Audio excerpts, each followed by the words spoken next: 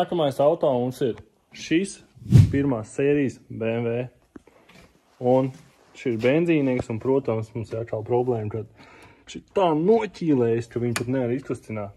Tāpēc ņemam ārā un skatāmies, kas noticies. Neskatoties mazo nobraukumu šim BMW, kas ir 168 000, dzinējs jau dodas brīvdienās, bet, ja tu neievēro intervālus BMW mašīnām, šie dzinēji liks par sevi manīt. Bet es jau ar nepacietību gaidu, kas mums būs iekšēnē un kāds ir iemesls, kāpēc viņš ir nosprūdis. Ko, lai turpinātu, ir jāizlaiž eļļa.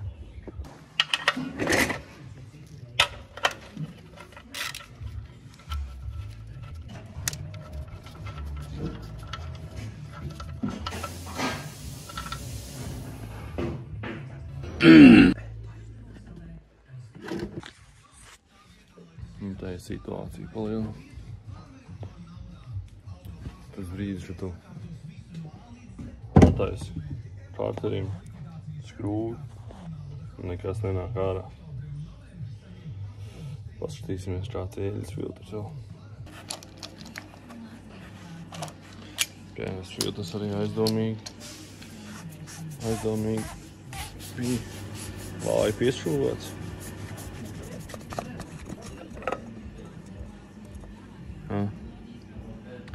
Viņam tas nav.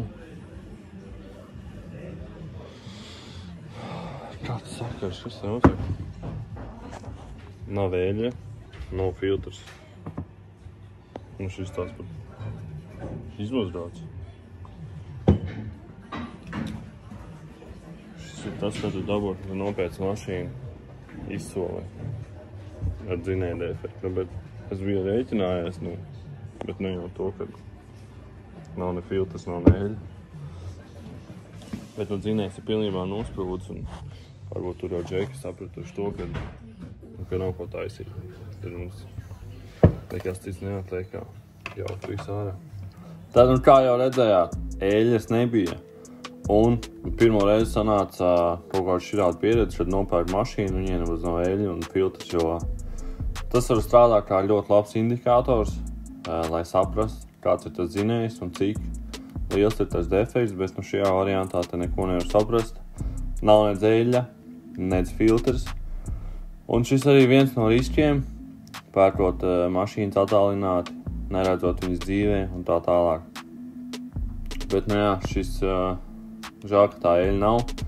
Nevar īsti pateikt, un šajā brīdī man ir pilnīgs apjukums. Mēs viņu ārdam ārā. Šeit nav nekāda atpakaļceļa vairāk.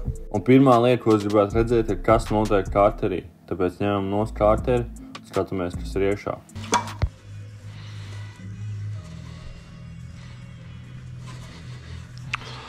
Ko mēs redzam? Kaut kāds slaideru detaļas mazāk šeit no ķēdes. Un ķēdes, slaideris vai slīdnis. Palielam galvenā funkcija viņam ir vienkārši izpildīt to, lai ķēde neiziet no savas vietas. Bet tā kā tas ir plasmas, un plasmasam nepatīk temperatūras maiņas, viņš ar laiku vienkārši sadrūp. Un tās sadrupušās detaļas sakrīt karterī, un tad pastāv risks, kad vienkārši eļļas sūknis viņu uzsūc un nosprost to sevi. Tad mēs redzam baigi interesanti. 4. kārtliņš, viss normāli. 3. totāli pieraulis šāle. 2. viss atkal normāli. Un 1. atkal. Viss ir pierāvies. Tā parasti nav.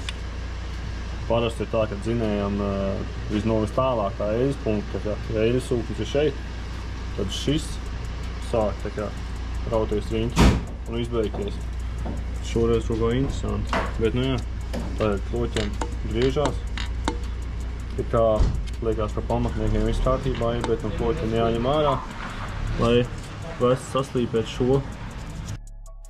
Tad, lai saprast, kā dzinējs eļļojās, redzam, ka eļļa tiek uzsūkta no kārtera, tad ir eļļas sūknis, eļļas filtrs iet uz kloķvārps, caur kloķvārps kanāliem uz klāņu mehānismu. Un tas ir pēdējais un kritiskākais punkts, ja nav eļļas spiediens, tad tas mezgls netiek eļļos un viņš nosprūst. Nu ko? Varam redzēt to, kad mēs šo kloķvārps varam vēl saglābt.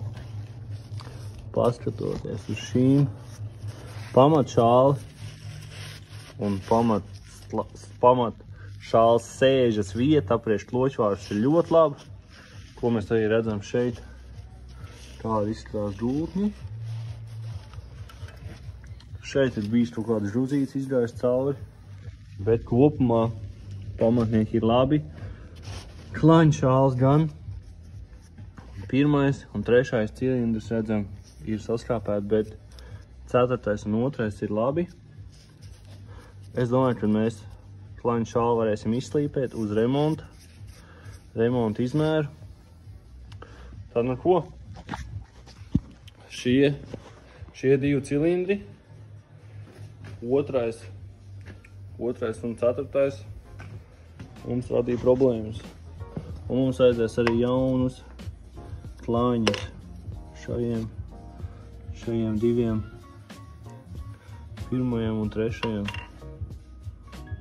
Jo šie otrais un ceturtais izskatās labi, tad nopirksim jaunus klaņus un vadām kloķvārstu pie meistariem, lai viņi uzslīpē uz remontu, ja to var.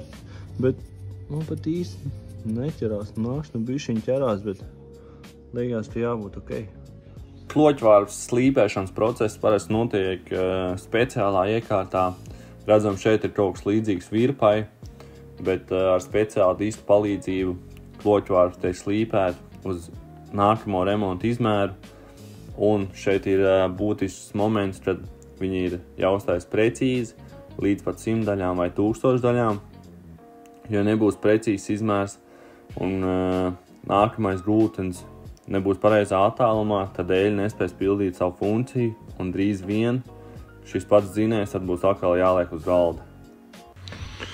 Tad neko, šeit apašā viss tā maģija notiek. Nu, tā kā pielipusi.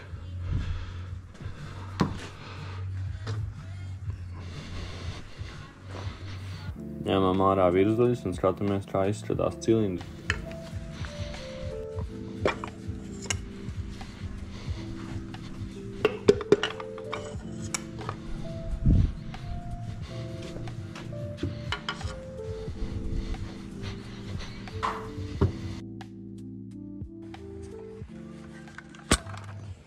Tātad nu, redzam to, ka mums ir izdevies veiksmīgi izņemt visus virsduļus. Un šeit redzam nedaudz iekšā, var redzēt nelielu iedilumu šeit. Īsti nepatīk tās vietas. Tāpēc vedīsim honēt visu bloku un apskatīsimies, lai džeki mums izmēra, cik mums ir. Atļautais pieļaujamais izmērs un vedīsim arī pie viņiem kloķvārstu. Lai izmēru, vai mēs varam uz remonta izmēru noslīpēt, vai arī mums būs jāpērk cita jauna vai varbūt lietot laba kloķvārsta. Tad nu, gaidām ziņu no džekiem. Un, jā, par to problēmu, man tā šeit tā problēma ir radusies dēļ tā, kad kāpēc viss ir radies. Un šeit dēļ šiem plasmas elementiem šādi bija atrodami motorā. Un var redzēt, ka ķēde ir mainīta, ka ķēde nav oriģinālā, viņai uzraksts ir INA. Un es domāju, ka ķēdē sāk krist mūsu grabali. Un šie grabali sagāja iekšā eļļas sūknī vai uztvērējā.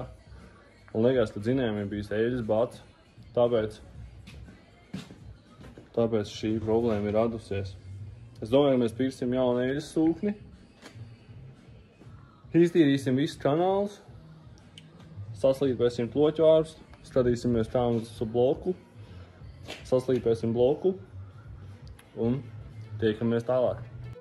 Kā arī gribēju pateikt to, ka mēs vedīsim galvu, saslīpēt jaunas vārs gumijas, jo šiem benzīniekiem visizplatīgākais ir eļļas patēriņš, kas nāk no tā, kad ir sakautušas vārs gumijas, vienkārši ar vārstu lēnām slīd garām eļļa, tāpēc vedīsim slīpēt, nomainīsim gumijas, viss būs tikai jauns dzinējs. Lai gan es nodarbojos ar auto tirzniecību un šis auto pēc tam tiks tirgots, tas nenozīmē to, ka mēs nedarīsim visu maksimāli iespējami, lai šis dzinējs taptu un būtu kā jauns. Tāpēc, ja varbūt ir interesi, to var piesakot līdzi un redzēsim, kāds iztīsies gala rezultātā. Jā, un ko gribēju piebilst vēl, visa šī vide, kurā es strādāju ilgas stundas. Šogad ir tas gads, kad es vēlos dot visu šim uzņēmumam, un tāpēc es strādāju daudz ilgi, lai tiktu uz jaunajām telpām, kā jūs varbūt redzējāt, sekojot TikTok kanālā. Mums ir ielieta grīda, bet viss nenormāli tik daudz maksā, un es nevaru nekādīgi tikt ātrāk uz priekšu, tāpēc pagaidām piedodiet par šādu vidi, ka neizskatās kā rūpnīcā, jo šis ir tikai sākums, un ar laiku gribētos tā, ka reāli rūpnīcā vai F1 komandas pitā, kur ir F1 garāža un tur ir vienkārši spīd grīda. Grīda jau mums ir uztaisīta, jātiek pēc vispārējā un turpinām darīt.